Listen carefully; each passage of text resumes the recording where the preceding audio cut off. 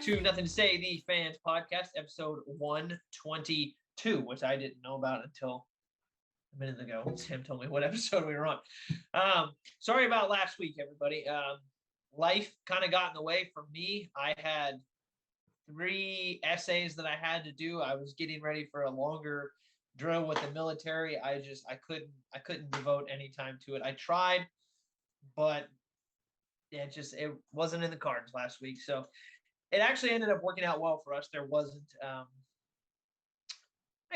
ton going on last week. I mean, obviously there was still sports news going on, nothing major, nothing breaking. But we're back. We've got more to talk about this week, and we've got some entertainment stuff to talk about as well. Sam, how was your weekend? How was your week? What is up? Cheers. Okay. My week's been all right. Nothing really to report. Just like the sports world, nothing really has been happening. I feel like it's been a pretty chill week. I will say though, the month of February has flown by. Great. I mean, it's already the 28th now for us. And this will come out. It'll be the 3rd of March. I mean, the way 2022 is going, we're going to be in 2023 in no time. Yeah, it's gone by pretty quickly. And so before we get started, I do feel like we do have to make at least some mention of what is obviously happening in the world. I don't think that it is our place to necessarily comment on it. With me being in the military, I do have quite a bit of knowledge that I could share on it. But it's one of those things where, and I really appreciate, at least for myself, I really have always appreciated when times are tough, coming on and listening to sports shows, because for me, sports has always been that healthy distraction away from the world or something stressful.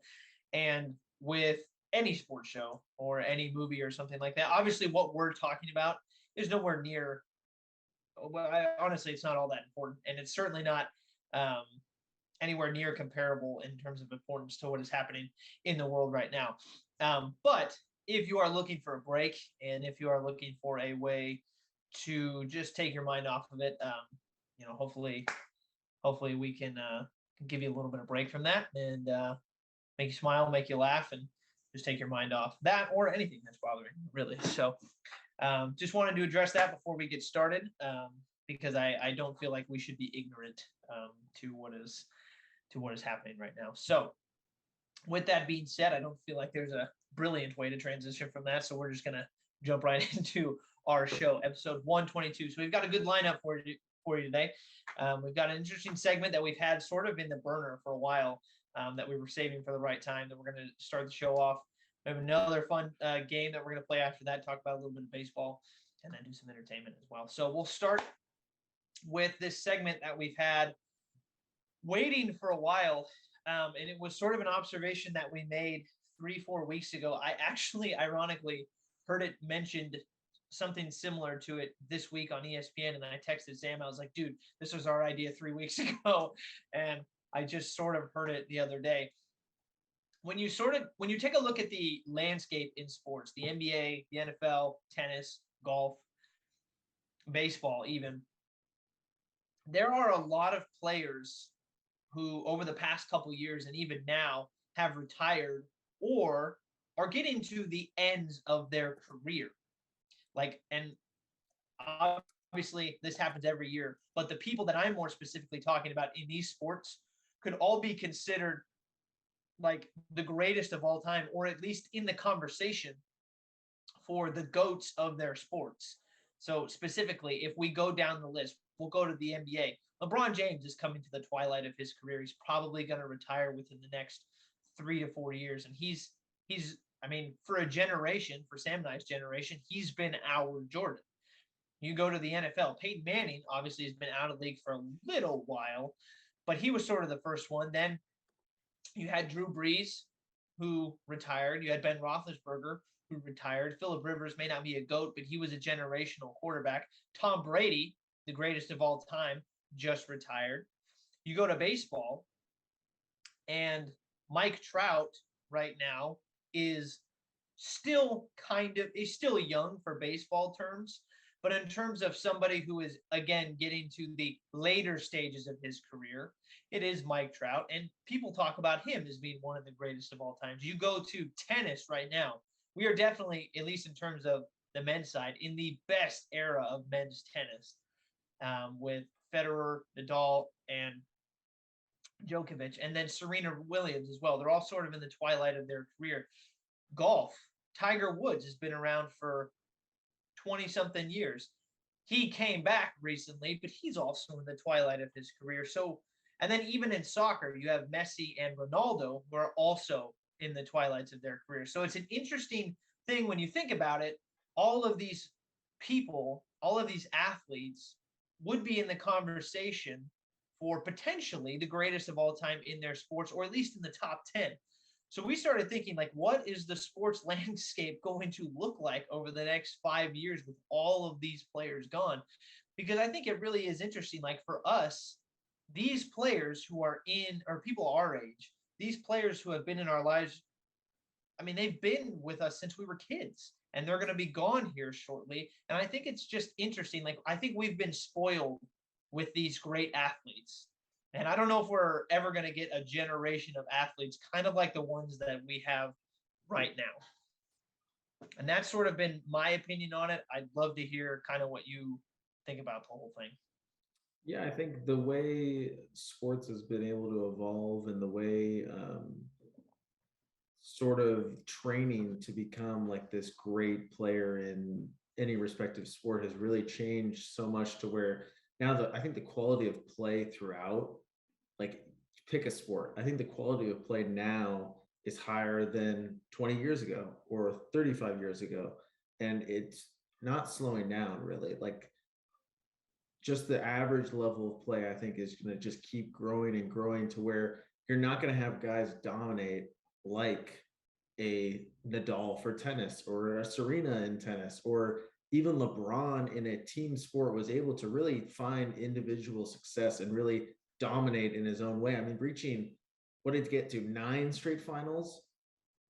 We're never going to see that. We're never going to see that again, and I think just because I think that's attributed to not that guys aren't as talented or aren't as skilled, but the leagues as wholes are raising the level, and teams are just like, it's a more even playing field, I think, to where guys can't just dominate, or women can't just dominate the field of play. And I don't think we're going to really see any era like this. Just as the same, like, we haven't seen Jordan's era, or potentially the Niners in the 80s, or the Cowboys in the 90s. Like, yeah, we got that New England team, but then who knows if we're going to really have a team like that ever again, to where they just dominate a decade like that with multiple championship appearances and stuff like that. So we might be in it for a new, like, greatest in the game sort of definition, to where it's not like team success and just team domination by one player. But I just don't, I think I'm very interested to see what the next landscape holds once some of these guys sort of move on. So which sport do you think right now is set up with, or which league do you think has the most players that could be competing in their respective sport for the best player in their sport? So, like, in the NBA, like, how many players in the league right now do you think could legitimately fight for the title of the best player in that league? And then same sort of thing in, like, football and baseball. Well, let's just start with basketball and football, because those are the two sports we know the best. In this present, oh my gosh, I just freaking drooled out of my mouth right there. Because the conversation is just so tasteful with knowledge. I'm salivating at this point. Are you talking about, like, in this current time, like, who's the best, or who has an opportunity to get into that GOAT conversation? Well, no. So, like, over the next 5 to 10 years, which league do you think is going to be the most competitive in terms of guys who was going to be, like, athletes who are going to be fighting for, like, that Tom Brady-esque echelon, in terms of, like, when you're talking about the NFL, it was Tom Brady's the best, and then there's everybody else. But now it feels like there's all these other guys who can compete for that. You have like 5 or 6 legitimate guys who could be named the best in their sport in the NFL. And then in the NBA, like how many guys sort of have that chance to take that title? Like which league do you think is deepest in terms of that? Ooh, that's tough because I think the level of quarterback play in the NFL right now, I think, is by far the highest it's been in 15 years. I Oh mean, yeah, I mean just look at the AFC. like average quarterbacks now would be like Pro Bowlers 15 years ago or something like that. Like Kirk Cousins is an average quarterback right now. And I think he's put up numbers like crazy good numbers. So yeah, that in itself, I think, lends itself for me to think football. But I think what football has is a clear and obvious person that's going to take up the mantle in Patrick Mahomes. So I think that sort of takes away a little bit of the competition for football in terms of who the best player is in that conversation. But there's guys that can easily contend in Josh Allen and Joe Burrow and some of these guys. I mean, Aaron Rodgers could take it back. Sure, there could be a conversation for Aaron Rodgers being the best player in the NFL. He's back-to-back MVP. So I guess that conversation sparks it a little bit, but I think it's a little smaller than, say, KD, Giannis, Ja entering that conversation. Joel Embiid is definitely in that conversation for the best player in the NBA. Steph still has to be considered in that conversation if he picks his play back up this year. So I think there's definitely those guys that can really pick up that mantle that LeBron's going to be leaving behind here. And I think he's already left it behind a little bit, but I think there's definitely clearly like 5 guys I could see if they do some things in the next couple of years where they could be considered the best players in the NBA. Yeah, I mean, you go back to the NFL and you talked about Kirk Cousins being maybe sort of the line of delineation for average quarterback playing the NFL. You go like I have his stats from the last 3 years, and so literally this past season he threw for 4,221 yards, 33 touchdowns, and only 7 interceptions. He had a 6-to-1 touchdown interception ratio. And then the year before, again, 4,200 yards, 35 touchdowns, 13 picks. And then the year before, 3,600 yards, 26 touchdowns, and 6 interceptions.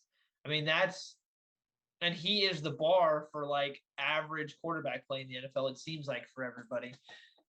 So the fact that he would be sort of middle of the pack does sort of show you how competitive the league is in terms of quarterback play. And we're not even talking about how deep the wide receiver market is.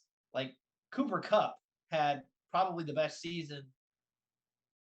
Maybe, I mean, I don't want to say ever by any player, but in terms of wide receiver, he had the best wide receiver season in NFL history and maybe one of the greatest seasons we've ever seen.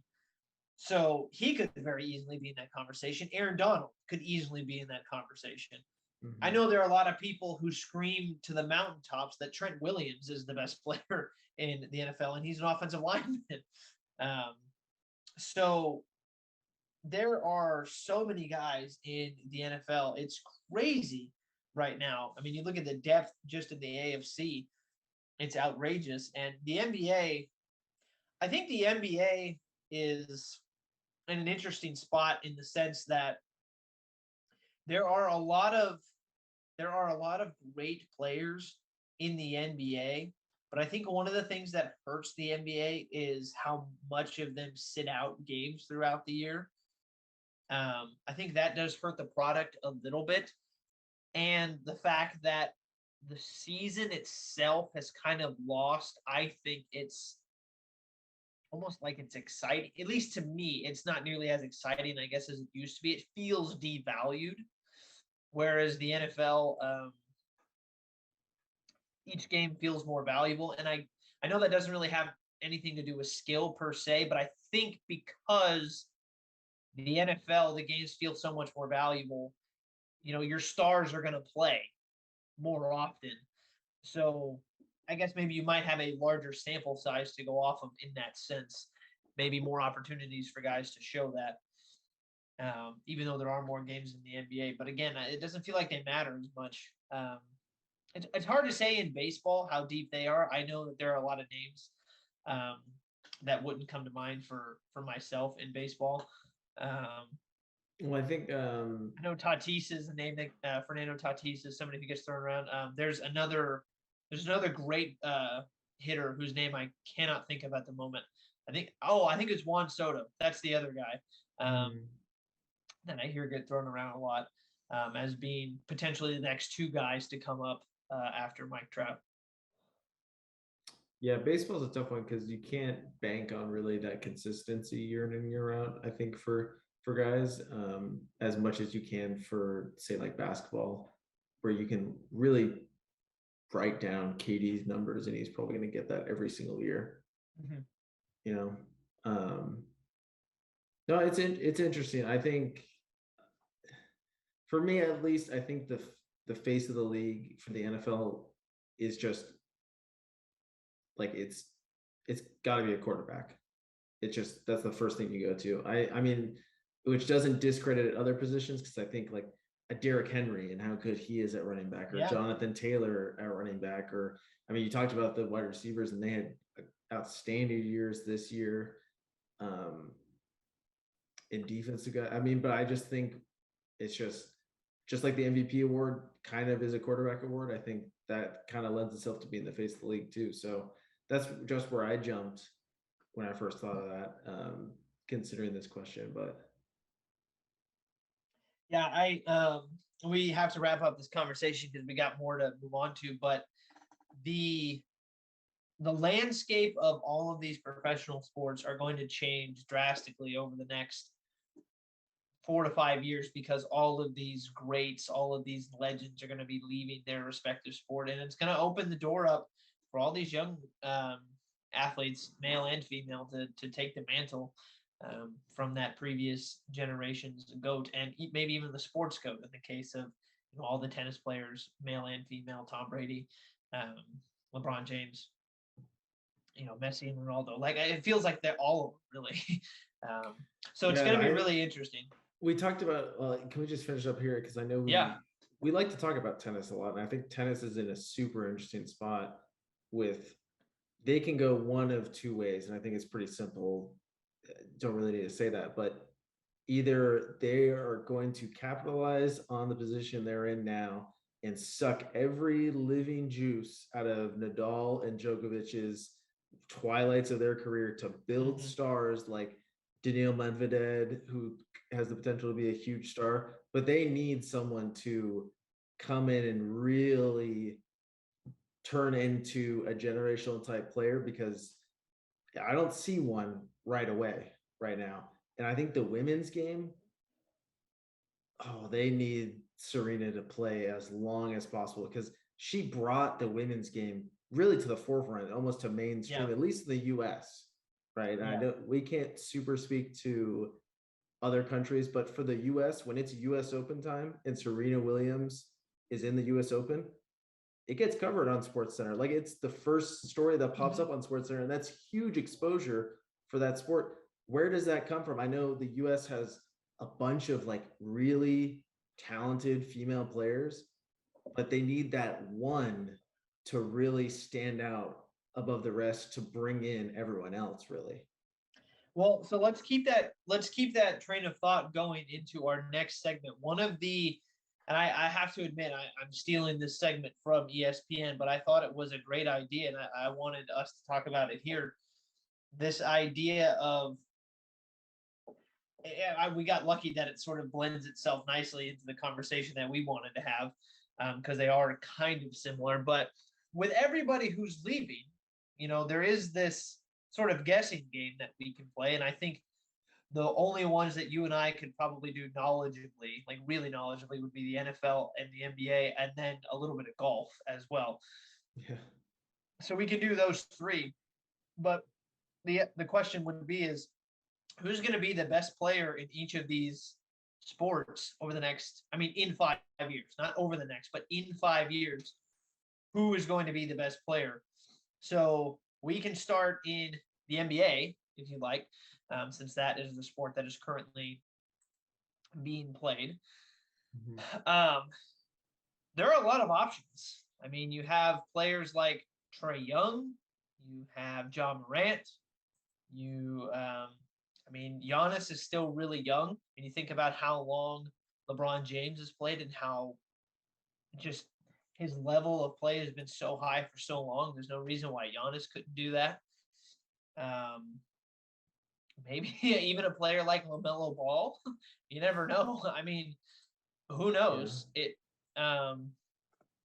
I don't want to say Zion because who knows if he's ever going to come back. The whole thing with him is just it's such a mess at the moment.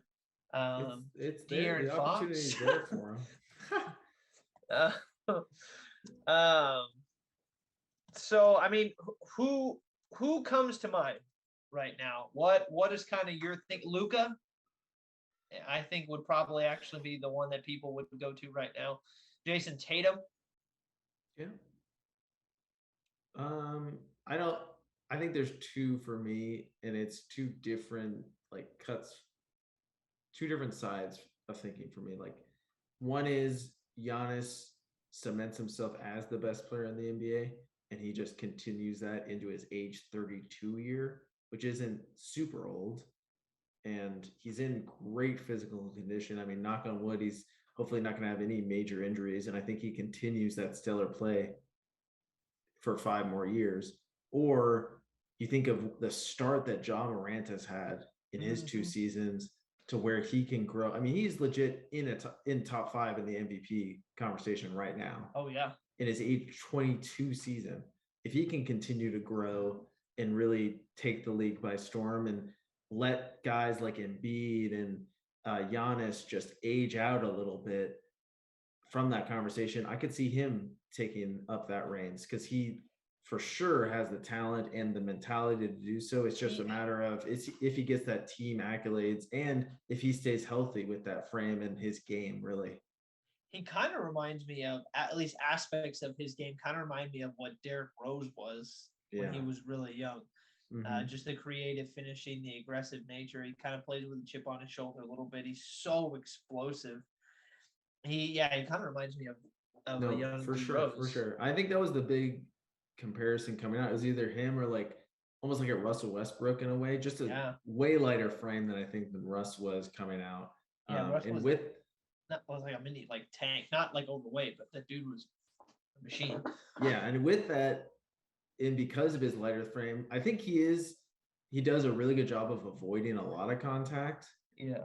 But there still is, when you're playing that high, you're landing. Like when you're up that high, you got to come down that hard. It's just basic science. I mean, and that takes a toll on a dude's joints. I really hope that he's a way better, I think, shooter than Russ was in his career and D Rose was early in his career. So I think that really lends himself, and he's a better passer than both of those guys were early in their careers. So he's got different avenues to have success. It's just how his play style is predicated right now.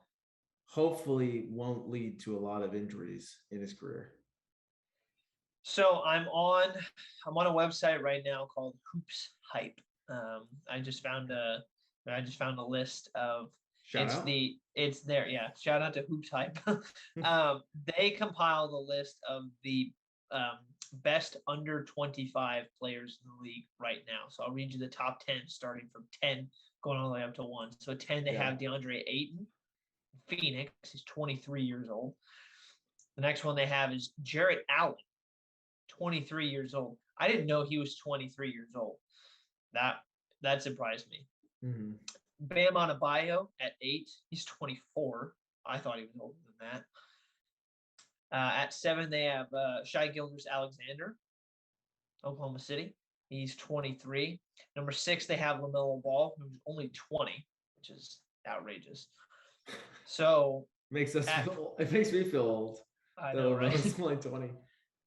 So in their top 5, they have Zion at 5. And they mentioned here, this is more based off of kind of what happened, the previous season kind of reputation. Number 4, they have Jason Tatum, who's 23. Oh, Zion's 21, by the way. Tatum's 23. He's at 4. At 3, they have Ja Morant, who's 22. 2, they have Trae Young, who's 23. And then they have Luka at 1, 22. Like, I would already say Ja Morant's better than Trae Young at this point. I'm in that boat too. As a matter of fact, and it's kind of a cop-out answer because as I was listening to ESPN, one of the guys did mention Ja Morant as being who their guess was for who's going to be the best player in the league. But honestly, I 100% agree. I think and part of the reason why I think that is, I think there's some value in sort of because I think LeBron has also maintained not only being the best player, but also the most popular player. And I think those kind of tie into each other. I think if you're the best player, then you're probably going to end up being the most popular player. And if you are the most popular, you'll probably get elevated a little bit more, even if you're not the best player. So I think they tie in a little bit. And I think with the style that Ja plays and just the excitingness of his play style, the going up and doing those two-handed blocks like 13 feet above just off the deck, and the dunks, and he's gotten better as a three-point shooter. I've actually got it right here. He's shooting 38% right now, which is the best of his career. I think because of the way he plays, but also just because I think he's going to really generate a lot of media excitement and fan excitement. I think that's who I would gravitate towards as who's probably going to be the best player in the league, but also maybe the face of the league, somebody that you could really market. I mean, it feels like every day I see Ja Morant catching a one-handed alley-oop and just throwing it down on somebody. I mean, he's a machine. And I think because he's become a better three-point shooter, but he's also so good at finishing, I think being that good all around inevitably puts you in a really good position to be the best, because you don't just have one aspect of your game that you have to rely on. Right.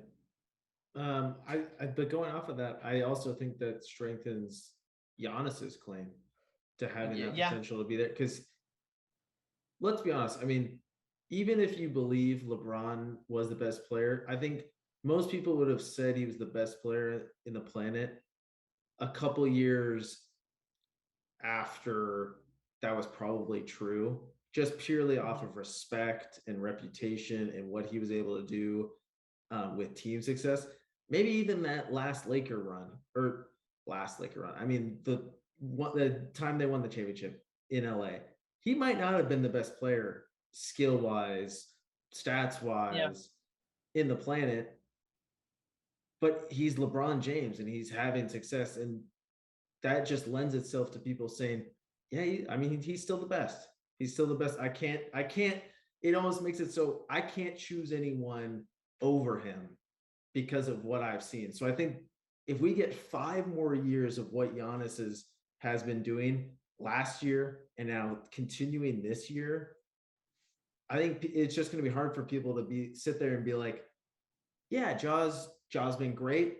But I've seen Giannis put together 7 seasons now in a row, 8 seasons now in a row of MVP level with, hey, maybe 3 championships sprinkled in there, of where it's like, he might not be talent-wise the best player in the planet, but you got to, it's almost like a respect thing where you got to give that to him because he hasn't lost it, sort of thing. Yeah, I had a train of thought that I wanted to go off of, and I just lost it. Hopefully it'll come back to me. But yeah, it's funny because they have this list of under 25, and they have Luka as number 1, and both of us and the crew that I was listening to on ESPN, none of them said Luka, and we didn't say Luka either. It's this year, man. It's because of this year. I know this year his stock definitely has plummeted. Yeah. But it's interesting because let me pull up Dallas is 5th. right now in the West. Yeah. I mean, it might not be his best season, but I mean, again, he's 20. I mean, he's in his early 20s. I think he was 23, right? 22. Yeah, 22 or 23. And he's got his team in the 5th spot in the Western Conference right now. I mean, they're definitely I mean, Dallas isn't an easy out by any stretch of No. the imagination. He's so creative with his offensive game. I feel like defense, oh, that's the point that I was going to make. I'll make it in a second. But do you feel like his lack of defensive talent or defensive effort is going to maybe turn people away from calling him the best player? No, because I don't think that's where the NBA is right now. I don't think defense really determines a whole lot. I think it's how good of an offensive player. I mean, we saw James Harden win an MVP. Yeah. If that doesn't let you know like what has happened, like offense is the thing that drives the needle in fans' eyes and probably media's eyes. Players, they understand great defense and they may look down on that, but the thing for me is the fact that he came in out of shape, and really there's just been so much drama, I think, with that team and in the locker room. That's really him at the center of it. That really just, if you're like going to be a championship contender, you can't be coming in not ready for the season and really letting that just totally destroy what's going on in your team. And hey, props to them for being 5th in the West, because I think the West is a little down this year, but still, the fact that they're right now making the playoffs and looking like a top team in the West, I mean, that's huge. And his skills there. It was there even when he was out of shape. I mean, it's just little things. It's like you're supposed to be getting better and better and focusing on winning a championship, not coming in and maybe just thinking about personal accolades type of thing. And so I remember what I was going to say. I do think you're right with the whole LeBron thing, and people just sort of giving it out of respect. I think over the past couple of years, I think there have been, depending on the season, there have been changes in the best players in the world. I think there was a good stretch where it was Durant. I think there was a good stretch where it was Steph. I think Kawhi popped up in there once or twice, maybe once with the Spurs, and then maybe when he was with Toronto. Giannis. Just with Toronto. Oh, okay. Well, not with San Antonio. I don't know about that, but that's my bias. Giannis. So yeah, no, I agree with you in the sense that I definitely think that there were seasons where other players took that mantle for a season as the best players in the world at that point. I guess it's nice though for the NBA. I know we were talking about everybody who's retiring soon. The NBA. I mean, that under 25 list, those top 10, those are 10 outstanding NBA players. And I didn't even go down the rest of that list. So, I mean, the NBA really is in a good spot. I mean, it's nice that Jason Tatum's only 23. Yeah. Because it feels like he's been in the league forever. That's true. That is true. I listened to the JJ Redick podcast that he went on, and it almost seems like he is completely overlooked as one of those guys that should be in like the upper echelon of NBA talent. Like he just got leapfrogged by classes under him. It's great because he's only seen success apart from that last year in Boston. That team has just been seeing so much success. Yeah. Well, whoever it ends up being in the NBA, and I know we spent all of that conversation pretty much talking about the NBA. We didn't even get to the NFL or golf, but I think that that's appropriate in the sense that I think that was a good spirited conversation, and I definitely think that with the NBA being so, I mean, we said we were going to make the NBA a big part of our show going forward, and that felt right. So maybe it was a good thing we didn't get to football. Football's kind of behind us right now. So yeah, it's Patrick Mahomes anyway. So at the moment, yeah, for sure. Over the next couple of years, though, I'm going to say it's going to be Josh Allen in 5 years. People are going to be saying is the best. No, Hot take. win a Super Bowl. It's going to be Allen or Herbert. That's not a hot take. That's the coldest take I've heard. Probably.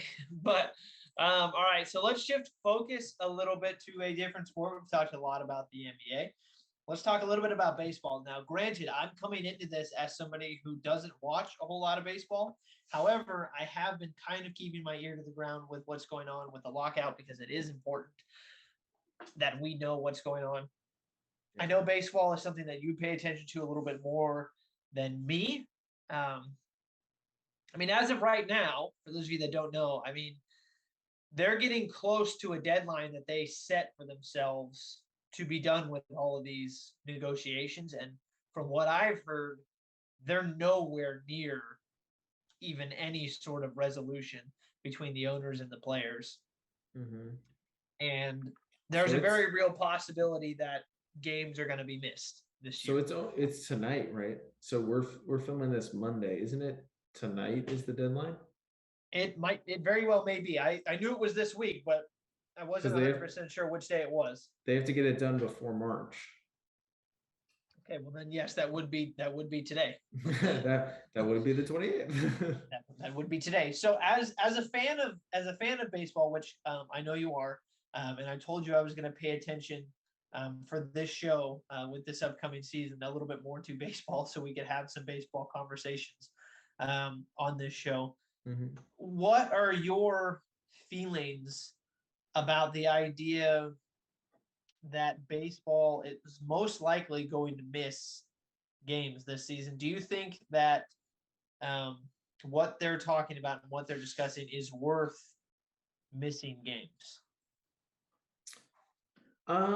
Yeah, I think if we get to where the players get a huge win in this deal, I think it's totally worth it, because we're a couple negotiations removed these last couple of years of it seeming like the players are just getting hosed in these deals. And if it seems like now the players finally get a shred of almost a win in negotiations book, I think then it's all worth it. As a sport, that's just from a player's perspective. I think as a sport, this might be the worst thing for them, because it just seems like they're losing more and more interest and more ground to the NFL offseason is now more interesting with all this quarterback talk, and the NBA is going to just totally dominate this period of the spring leading into the summer. And if baseball is nowhere to be found, who knows? Maybe golf continues to gain in popularity and their season gets a big old uptick, and soccer is just coming around the corner in the States, and they might take a little bit of that viewership share away from the majors. I mean, this may be a case of Major League Baseball becoming out of sight, out of mind in some people's eyes. Yeah, so as a very, very casual viewer of the MLB, I'm sitting on the outside kind of looking in going, what issue is big enough to miss games over? And I can't think of anything that would be, there's nothing to me, whatever you end up gaining from these negotiations, owner or player wise, nothing to me seems more important than actually playing the season. And maybe that's just coming from somebody who, one, isn't an owner and isn't treating it like a business, which the owners have every right to do. I want to make that perfectly clear. They have every right to treat their team as a business. And then that's also coming from somebody who's not a player, who, maybe some players don't look at it as a game, and they look at it more as their job, which it is their job, but it also happens to be a game. So I don't really have the best perspective in terms of being an owner or a player in that sense. But as somebody who did play sports for a very, very long time, I don't know. To me, no issue really seems big enough to me. I can't think of a scenario in which it seems beneficial to just miss the games. And I feel like that's so detrimental to baseball, because you're right. I think the longer that baseball is out of sight, out of mind for people, the that can't be good at all for baseball, for a sport who already is nowhere near as popular anymore as the NBA and the MLB. They need to have exciting product being played on the field in order to stay competitive with the NBA and the NFL. And to not have any product, I feel like is a huge, huge disaster for the MLB. Right. And I think every fan that's not nose deep in conversations just looks at this as, oh, millionaires are arguing with billionaires. And it's really, you can't relate to that as just everyday people. It's like, what are we doing here? Why don't they play? Like, what is going on here? Yeah, we're talking about millions of dollars of difference here. But who is that helping? It's helping the players or it's helping the league. It doesn't go directly to the fans. It doesn't go to people within these communities. Yeah, I think it's tough. It's a lose-lose situation. You can't be sitting there as a fan as like, oh, I'm really pulling for the players here. But it's like, you're not really supporting the game without games being played. Your viewership is then going elsewhere and they're losing that. And that's just natural. Yeah, and I think from what I've heard, it seems that a lot of the stalls right now are because of the owners in that sense. I mean, the players aren't getting paid right now because they're not going to work. So obviously the players are going to start to feel that the longer this goes. So the sense that everybody who I've been listening to that they're getting is that the big stall right now is because of the owners. And I know some people are like up in arms about the owners and there's kind of stubborn stance on this, but I kind of agree with the idea that it is a business and they can treat it like a business. It's in every right for them too. I mean, they do have millions and billions of dollars at stake, but at the end of the day, again, it doesn't help them either if their teams aren't out there. So you're right. It is a lose-lose situation. And the fact that they don't seem willing to come to an agreement at this point is unbelievable to me. I don't really understand the thought process behind it, but then again, I'm not a quadrillionaire, so I know, right? It just seems like this is the result of countless negotiations and collective bargaining agreements that have gone so one-sided in the owner's favor that now the players are trying to really make up all that ground in this one negotiation. Is really what I'm seeing, which it just might not be realistic and it might not be feasible because the owners don't need to budge. I mean, they were like wholeheartedly, we almost missed the entire season because of COVID. We got that 60 game season, remember? And that was a huge debacle. But if they were willing to do that, then what makes us any different that they're not going to do that again to where we might get to 60 games or we might not have a season. Right. Well, I mean, whatever. Do you have any final thoughts on this? Well, I think it's just sad. Like if with how short of attention span our society has right now, if baseball is out for an entire, like we don't see any play for an entire year. We're not talking about like, I think it was 1994 is the last time this happened. We're a completely different society now. Yeah. Where next year when games do happen, it's like, oh yeah, I guess it is the start of baseball season. Oh, I guess games are on. Oh, I guess I didn't even realize that their sport, like you're not tuned in to the sport like that. They don't have the leverage that football has or basketball has right now. Like they need to capitalize on every bit of attention that sport can get. And if they just skip out on an entire calendar year with our society, that could seem like 5 years almost in attention span. Yeah. Like, can you imagine if this year there's no October baseball? I mean, I will hate it because I think I was more tuned into baseball last year with how good the Giants were Yeah, yeah. than I have been in like 5 years probably. And I'm excited for this season to see how well the Giants can play again. And they're almost switched to being like a younger team now and just that transition. But if we don't get it, then it's like, man, you just kind of lost me. Like, who knows, as me as a fan, you have no idea if you're baseball in the league.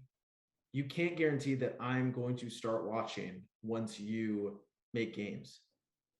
Like, if the NFL could guarantee that, NBA could guarantee that, but baseball, there's no guarantee that me as a fan, I'm going to start watching games again if you skip out for a year. Right, right. And I think it's especially difficult for like people like, I guess, casual fans like me who haven't really. I mean, if somebody were to hold a gun to my head and say, "What's your favorite team?"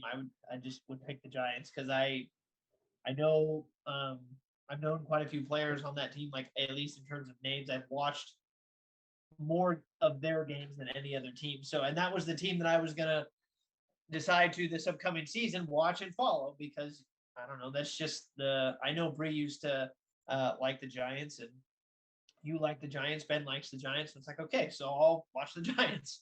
And I was excited to watch that and watch them. And I think for people who don't have a team and who are just watching just because there is sports, if you do miss a season and the time when they were going to watch it fades, then next year, you're right. There is no guarantee that whatever incentive that they had to watch it is still going to be there. They'll find something else to do from June to whenever the season typically ends. I don't know the timeline off the top of my head. Right. And then once that comes around next year, they may be doing that still. And it's crazy to me that with now, it seems like our country is sort of moving out of the pandemic a little bit. I'm just saying that I think it's just the West Coast states have agreed they're going to drop the mask mandate. Why, if you're baseball and you rely so heavily on in-person like fans coming in and audiences and selling out stadiums and stuff, would you then? This is your first opportunity in 2 years to potentially have full capacity crowds, full house, at baseball, which would be so from a revenue standpoint, from affecting the bottom line, this would be the best thing for baseball. Would you then miss that opportunity and derail it another season to where you really need to make up ground after the couple COVID seasons? So, I mean, it just doesn't make sense. That it just doesn't seem like there's any urgency really to get it done. No, which is the sad part, because at the end of the day, the one thing, the one group that hurts the most in all of this is the fans not having, especially the hardcore fans of baseball, to not have their sport come back.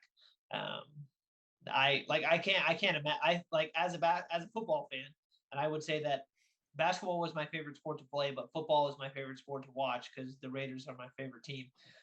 If there wasn't a season, I mean, the gap between the start of football season in February, that'd be miserable. That would suck. I mean, not having football every Sunday throughout that would just be mind-numbing. I mean, we had it a little bit with COVID postponing the basketball season, but once basketball picked up again, it was like, oh yeah, I need to watch this. Like, I have to watch this right now. And I don't think it's the same for baseball, really. I mean, I bet NFL, if college football one year were to cancel their season, if I saw it on TV, I'd be like, oh, I'm watching that. No doubt. Yeah, for sure. Absolutely. Well, whatever ends up happening with baseball, I mean, hopefully you just fingers crossed that they do reach some sort of agreement and we do get some baseball games, because it would be nice to have baseball around. But I don't know. As of right now, it's looking pretty bleak. So, All right, so the last segment that we have slated for this fantastic episode, I feel like this has been going really well. It's been really good. Where I'm going to pat Sam and myself on the back. I've enjoyed this episode quite a bit. It's actually, I know that the football season is like when we're super locked into a sport. And I know you and I are sort of getting re-locked into the NBA a little bit. It's kind of refreshing to talk about something other than football, truthfully, for doing it for 20, 22 weeks straight. So, and you guys that are listening are very lucky that we do not cover the Kings every single week. Because true. I sat down and watched the game against the Nuggets. I think it was the second game out of the All-Star break. This team is just so hard to watch. And I can't say that. And I know, oh, you're a Kings fan. Like, you should know that the Kings are hard to watch. It just seems like this year, with knowing that this team should be so much better than they are, and then they just play so poorly against like Denver's bench unit. I was texting Jason. I was like, this is one of the hardest games I've had to watch as a Kings fan. And that is saying something. Like, it is just so tough. I was at drill this weekend and I got that text. I didn't even realize they were playing, and it was like, I'm not even watching the game, and I'm not even surprised that you're telling me that. so Sabonis is a beast. Absolute machine. I will absolute machine. All right. So the last segment that we have slated, we said we were going to do a little more entertainment once the NFL season came to a close, because we were going to have a little bit more open time. So we figured one of the first things that we would do was sort of preview kind of the rest of what the year is going to look like in terms of movies, kind of the movies that we're the most excited for. Actually, next week, I think Sam is going to try to get to Batman this week, if I remember correctly, but it is a 3-hour movie, so you do have to block out like your entire week for it. Yeah, it's a little tough. I have family coming in town, and it's my birthday weekend, so there's a little restrictions on my time. Luckily I don't think I work a lot, so maybe I could try to fit it in. But Jason was telling me with previews added, and maybe you want to get there a little early too, you might be sitting at the theater for 3 hours 45 minutes. Yeah, I mean, you show up. That's hard to block out. Show up a little bit early just to make sure that, I mean, you can reserve your seats now, so you shouldn't have any problem getting your seat. But I don't know, maybe I know it's happened before, double fill. So you get there just to get your seat, maybe get your popcorn and stuff, and then you sit down. You have 20, 25 minutes of trailers, and then you have to go through some more credits, and then they finally get to the movie. And yeah, by the time you walk it, it's probably like a 4-hour endeavor. It's a long time to dedicate, and he's in a bit of an interesting situation. I know you mentioned your birthday weekend and stuff, but it's also Jenna's birthday weekend too, so it's double. So yeah, I get that. I will end up seeing it. It is Monday right now. I'm actually going to a concert tomorrow night in Sacramento, and then on Wednesday night I will be seeing it. I got some early tickets, so at least I will for sure have a review next week, and fingers crossed that Sam does well if he can get there. So in terms of the month of March, I'm on Rotten Tomatoes, and they have an article out that says the 45 most anticipated movies of 2022.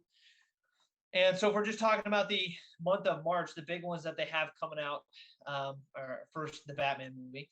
Then the next one, they have the Adam Project, which is Ryan Reynolds, Jennifer Gardner, Mark Ruffalo, Zoe Saldana. That's coming out on Netflix. I don't know a ton about that movie. I've seen that preview. It looks pretty, I mean, it's Ryan Reynolds, and it's got a really good cast. So, I mean, it should be fun. It seems like he's playing the same character that he's played in Deadpool, Free Guy, Red Notice. Yeah. Pretty much copy and paste that Ryan Reynolds character. Yeah. And then one of the last ones that they have on that month is The Lost City. And that's that comedy with Sandra Bullock, Channing Tatum, Daniel Radcliffe. Oh, yeah. I saw that. So I went and saw the Death on the Nile. A week and a half ago or something like that. Did you like it? Yeah, I thought it was pretty good. I hadn't read the books, though, so I didn't have any vested interest. And I didn't even see Death on a Train or something like that. Oh, Death on the Orient Express. Murder on the Orient Express. Yeah. Yeah, that. Yeah. So I hadn't seen that. But I knew that had an outstanding cast in that first film, and then this one had a great cast too. So that was my interest in it. And but the preview for that Sandra Bullock film came on with that shit, and it looks. I'd go see that. You and I actually watched The Lost City of Z together. You remember that? Yeah, that's the only movie I've fallen asleep in a movie theater. Oh man, I remember us both walking out of that movie. I liked it more than you did, but we both walked out of that movie and we're like, that was because it was getting great reviews, like really good reviews. And we sort of both walked out of that movie and went, okay. So when I saw that title, The Lost City, I was like, is this like a prequel? Are we gonna learn why it's of Z? Or like, I don't know, but it was totally different. So April's got a good slate of movies. So Morbius finally is coming out in April after a host of delays. Sonic 2 is coming out. I know a lot of people are really excited about that movie. I might even go see that movie. I don't have a ton of connection with Sonic, but I mean, it looks entertaining. Ambulance, that's the Jake Gyllenhaal movie. Michael Bay team up. That looks really good. I'm really anything for that. Yeah, I'm really interested. And I cannot pronounce his name. I would give you $10 if you try to pronounce his name. Yeah, text me. He was the bad guy in Aquaman, the guy who played Black Manta. I'll send you a picture of his name. Is he's in this? Yes, it's Jake Gyllenhaal and him, and I don't want to pronounce his name and or mispronounce his name and just completely butcher it. I sent you a text of what his name is. I can get the latter half of it, but not the first part, and I don't want to completely butcher it. Oh, he plays you said Mantis? Yes. Red Mantis? Black Mantis? Black Manta. Abdul Mateen? But what the first part of his name, Nah, there's no way. Yahya. I've never seen that before in my life. So But he was in the Candyman movie that came out. Yeah. So that looks fun. The Bad Guys, which is an animated movie that's coming out. That looks fun. That's got Sam Rockwell in it. That looks like it's going to be fun. I wasn't sure about it, but I've seen the trailer twice now, and it's the second time I watched the trailer, I got more interested in it. And then the big movie that I'm actually excited about that movie is the Northman, and that's the Alexander Skarsgård, Anna Taylor-Joy, Nicole Kidman, Ethan Hawke, William Dafoe movie, where I don't even want to like spoil anything. I would say if you haven't seen the trailer, go watch the trailer for The Northman.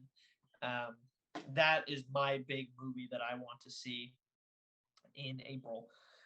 We roll around to May and we get Doctor Strange.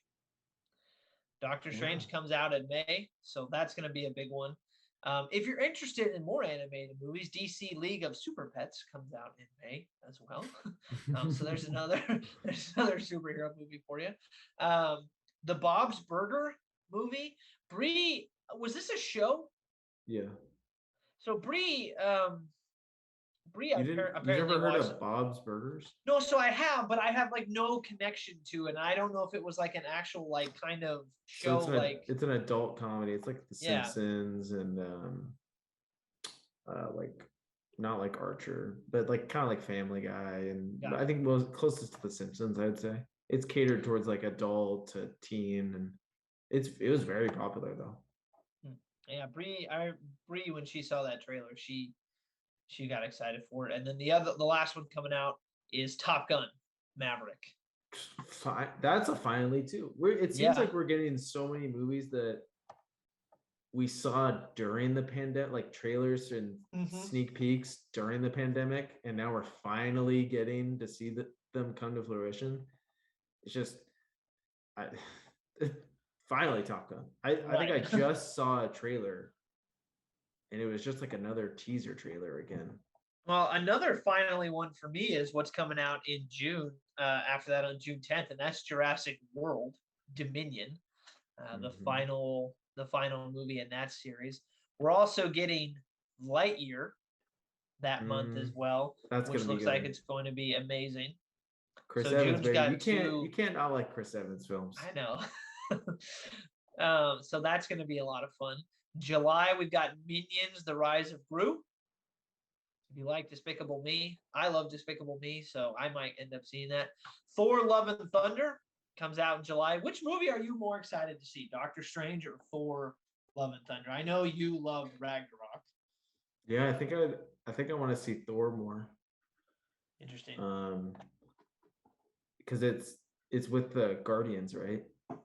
I believe so, yeah. And then Christian Bale's the bad guy in that movie. Like I think Doctor Strange in terms of the MCU, that Doctor Strange 2 is going to be way more important, but I feel like Yes. I'm going to enjoy the Thor movie more just because I like Chris Hemsworth. And is it That's fair. Taika again? Yeah. Yeah, I think they're going to kill it. Yeah. I think I'd have to side with Doctor Strange more because of the I have no earthly idea what's going to happen in that movie, and there's just something about that that's kind of exciting. Um, so that's coming out in July as well. You have Jordan Peele's new movie Nope coming out as well. Is it That looks like another like horror-ish? yeah, yeah. So that's coming out in July, and then you also have Black Adam coming out in July. That's another finally movie. um, Finally. How long has The Rock been linked with that movie? years. Since like what, Years. 2015? Mm-hmm. Oh crap! That the picture that I sent of the guy's name, I actually sent to Brie, and she was like, "What is this?" Oh, oopsie. Whoopsie. My bad. I should just say, try to pronounce that guy's name. So yeah, Black Adam comes out in July. Doesn't Well, they don't have anything coming out in September. All right, so we move to October then. Then you got Spider-Man Across the Spider-Verse Part 1. Obviously, I mean, I feel like that's going to be a highly anticipated movie for a lot of people. Mm-hmm. You also have Halloween Ends coming out, that movie as well. I'm not really too keen on that series. I saw Halloween in theaters, which was kind of a cool watch, but that's the only one of those movies that I've seen. November, you have The Flash. That's again another finally movie with Michael Yes. Keaton coming back, Ben Affleck coming back. That'll be a lot of fun. Black Panther, Wakanda Forever. Oh shoot! I wish you had. Oh, I need to talk to you about the end of Peacemaker, but you still haven't seen it. I know what happens at the end. That got spoiled for me just randomly.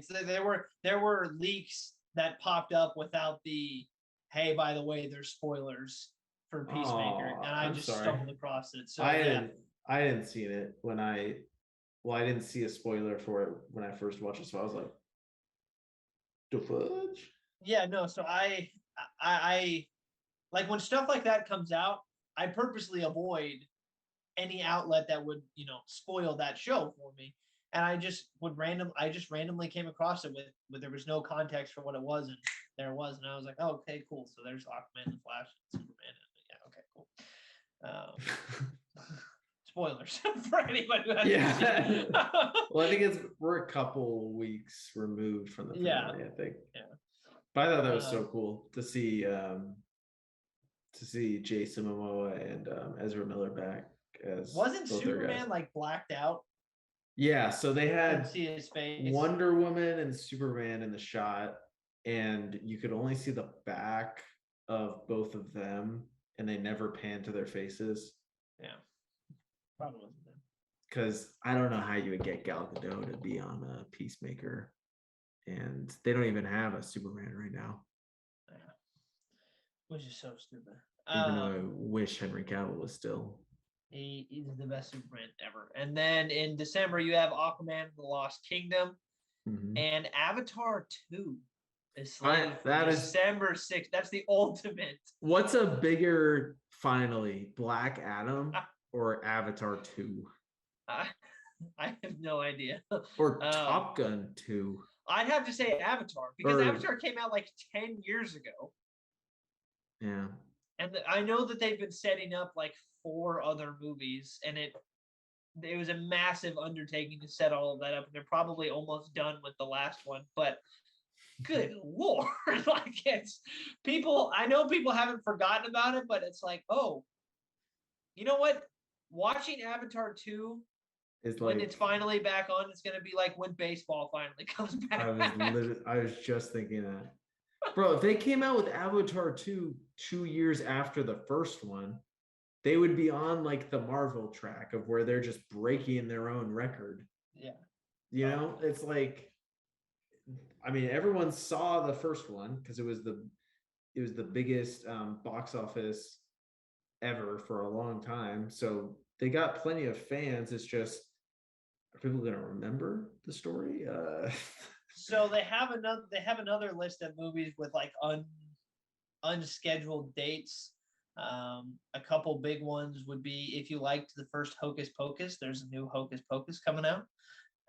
Deep Water, which is a Ben Affleck, Ana de Armas movie. Cheaper by the Dozen. That's interesting. I hadn't heard of that. They're remaking that? I guess so. That was my childhood, dude. I loved watching the first two. I think it's going to be a new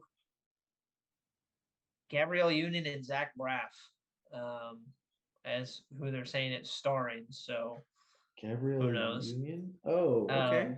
That's Enola Holmes 2. The Gray Man. The Gray Man has Ryan Gosling, Chris Evans, Ana de Armas, Billy Bob Thornton.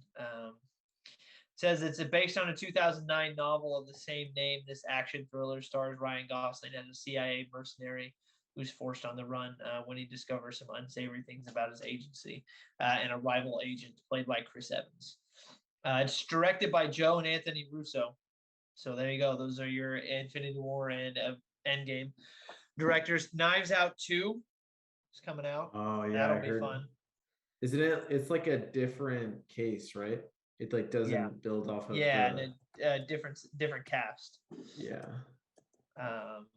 And then you have a Pinocchio movie, which is directed by Guillermo del Toro with Ewan McGregor, Christopher Waltz, Kate Blanchett. When are we gonna get Obi-Wan? That's coming out this year.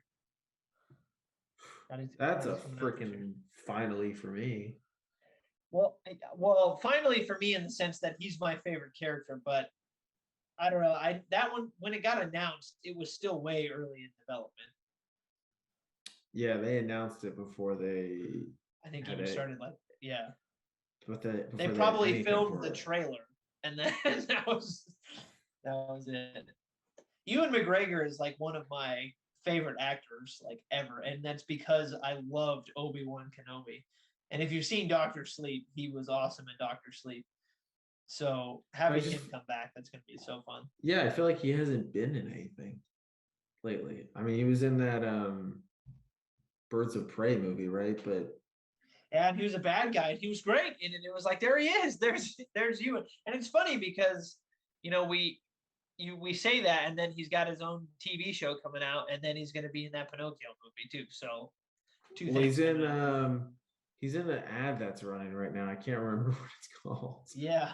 It's like you never regret the things that you did buy or something like that. I can't remember.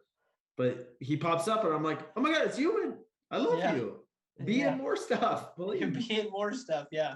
You know who also is that for me? Sam Worthington.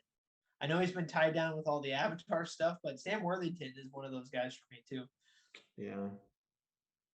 Yeah. Big time. I mean, he should have been in more stuff. With the start to his career was like Avatar and the Clash of the Titans and stuff. Yeah. And then it was just like gone. He didn't do anything. So the Kings are losing to the Thunder right now in the second quarter. And the Thunder, I think, are actively trying to lose. Sorry, thought I opened the door. Yeah. I mean, does that really surprise you? Yeah, kind of. I thought they would be better. They got to play better, so then Sabonis will re-sign with the Kings. That's true. So then they didn't trade Tyrese for nothing. That would be the ultimate, like, Kings thing to happen. Yeah, it would. I'd have to stop. I'd have to stop watching the Kings at that point. But yeah. Yeah. Like, all right. So we had this conversation a little bit. We can finish, I think, because I think it is interesting. And I'd love to hear everyone else. If you could only get one streaming service, what would it be?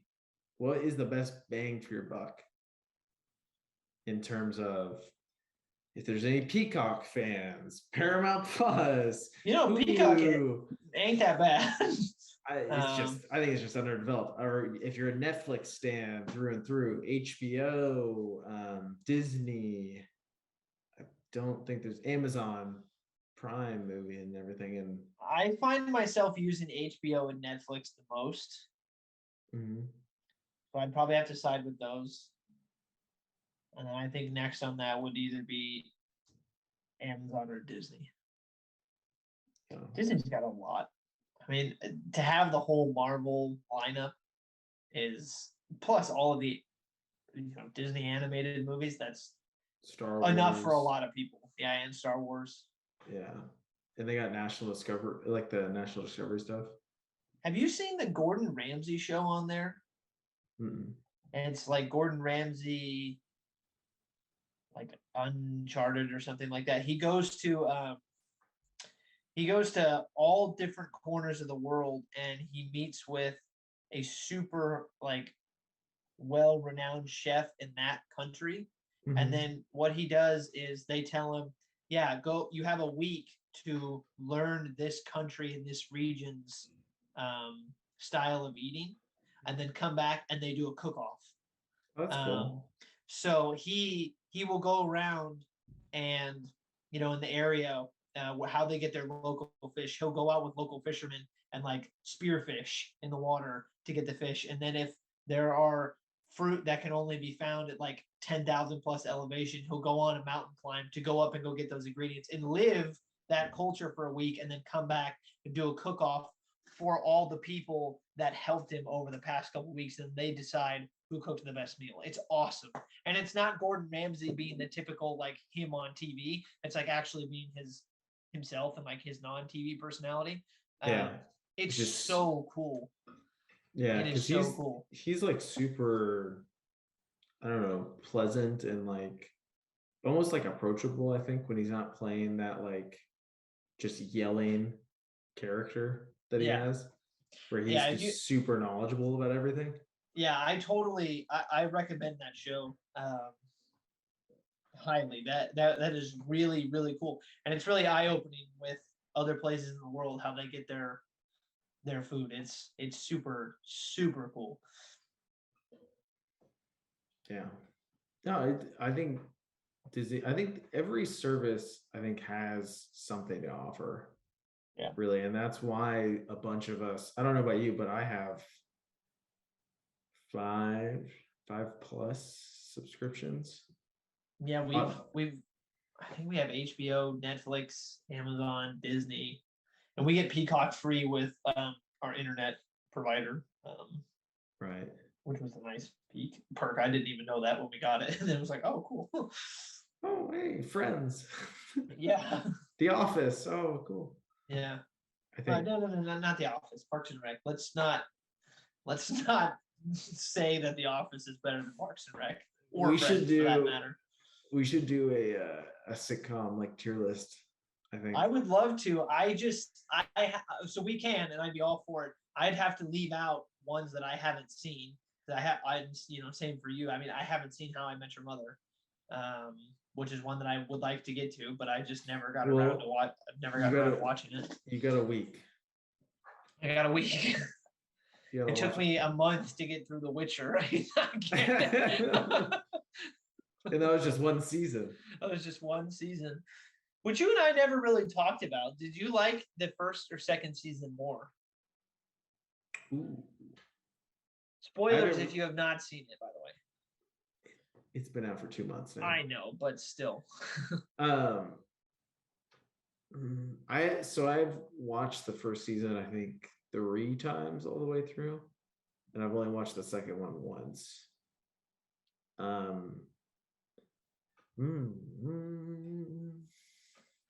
don't know, because I think the best moment out of the whole series is the first episode. 100% agree. So that would make me lean towards the first season, but I feel like the second season has more things going on. Agreed. In it, but it doesn't have that highest of highs. They try to match it with the when they're in that like spa place almost. Yeah. I told my dad after I finished it, I was like, it took him 6 episodes to like have Geralt actually fight somebody. Mm-hmm. All you gotta do is take away the sword, I guess, from Geralt, and he'll just start whooping some ass. Yeah. Which I feel like was their attempt, because I feel like they heard the criticism of, wow, you guys kind of let us down after the first episode of last season. They're like, okay, let's try to really make it. I think they focus more on the monsters almost this time around. They were really creative with those. But even the opening episode was, I actually liked the opening episode with that, like, what? The boar dude. Yeah, which by the way was Game of Thrones guy. Yeah, so that was. What's his name? I don't know, the orange-haired Viking kind of guy. Well, he's a wildling. He was one of my favorite characters in the show. I don't remember his name, but I recognized the voice, and I was like, where have I couldn't remember if I had seen him in The Last Kingdom, because there's a character similar to him in that show as well, or Game of Thrones. And when I looked up his face, I was like, oh, that's awesome that it ends up being him. And but I texted my mom and my dad after that episode. I was like, that freaking creature that like bad creature thing was freaky as fudge. So I almost slipped right there. The bat thing. Yeah, she was nuts. I think they did a good job with the monsters. The scorpion, like, bird looking thing that was chasing Ciri through that thing was creepy. That thing was weird looking too. If that was at night, I probably would have peed my pants. Yeah, that thing was interesting looking as well. And they definitely saved that big climactic fight for the end with Ciri, Geralt, and all the Witchers and the monsters. That they saved their budget for that. Yeah. I mean, so much magic going into that, which is a lot of VFX. And I did not expect the guy at the end to be Ciri's dad. I didn't see that coming. I think I actually liked season 2 a little bit more. I agree with you. The best moment is in season 1. I think the thing that hurt me was I just couldn't find a consistent time to sit down and watch it. So there were aspects of it where I was like, oh yeah, that's right, that happened. Like how I was trying to think of like plot things that I just couldn't pull. But yeah, I'm excited with, I think, you slowly build and hopefully you get better and better. And I do think it was better than season 1. Season 1 did a lot of time jumps that were kind of weird. I liked Bard actually more this season. I liked his relationship with Yen and Geralt because he wasn't like afraid of them and he was ripping them the entire time. And I liked that dynamic. Yeah, he's good. And I mean, that dude's got to start his own band or something. He's got a great voice. He does. He just makes bangers pretty much. I'm surprised I haven't seen him like anywhere else. Like he's hilarious. He plays that character really well. Yeah, he definitely does. I mean, he's the comic relief. I think this season just really put people in their places, I think, for me, and it really sets up for the third season to be crazy. Yeah. At least in my eyes, with the last hunt, the wild hunt, I mean, and Ciri's dad, and Yeah, Yen and Geralt are now together with Well, kind of like she kind of pissed Geralt off a little bit. yeah, but you know he's gonna forgive her. You can't say no to Yen. And with what's the dad's name? Vesemir. Vesemir, yeah. And the other Witchers and stuff. So yeah. Should be fun. Dude, I enjoyed them bringing in more Witchers. I enjoyed meeting some of the other Witchers. That was cool. I mean, they weren't super fleshed out, but it was like, I don't know. I liked the whole Ciri training and stuff and getting to The know. Leshy in the Witcher